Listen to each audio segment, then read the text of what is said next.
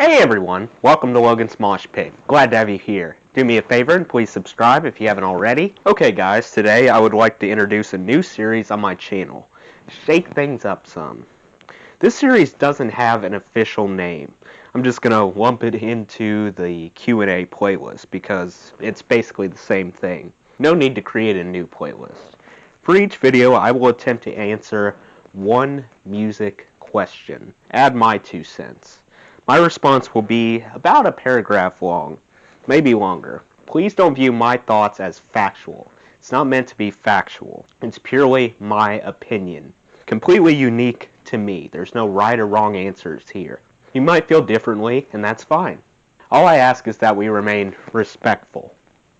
Obviously, the title gives away the question for today. To quote Shakespeare, what's in a name? Oh, jeez. This is why you don't see me on Broadway. Anyway, what should a band name their debut album?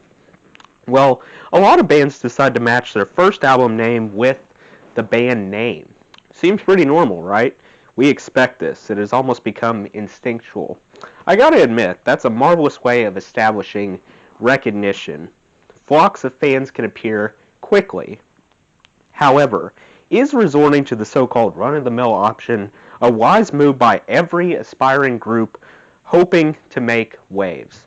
In other words, is doubling down the best way? Not necessarily. Personally, I believe a new band can get away with a seemingly off-the-wall name scheme as long as they clearly establish the style they intend to use on future endeavors. What you hear on the album is equally vital, if not more so, versus what you read on the album cover, in my opinion. It doesn't really add another obstacle that prevents a dedicated listener from connecting the dots. Let me give you an example. AC/DC, one of the top sought-after rock groups in the music industry. Their first album came out in 1976. It wasn't marketed as AC/DC. AC/DC actually dubbed it High Voltage. Overall, the High Voltage package overflows with those brash, grinding, and blunt trademarks AC/DC admirers can't live without, akin to tasting a free sample before buying the full product. They've stayed true to form across the board, followed a stable trajectory. The cataclysmic sound consistency is apparent from one album to the next. AC/DC is merely one example of many in which the unconventional naming scheme certainly didn't lessen a group's impact.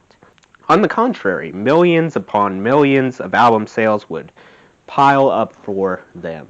So in conclusion, yes, it's okay to slap a predictable name on a fresh-faced album, but I wouldn't consider it mandatory. Most of the time, there probably won't be any dire repercussions if they choose something else. Well, that's my take on this question.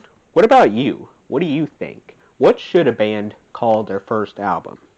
Please comment your opinion down below.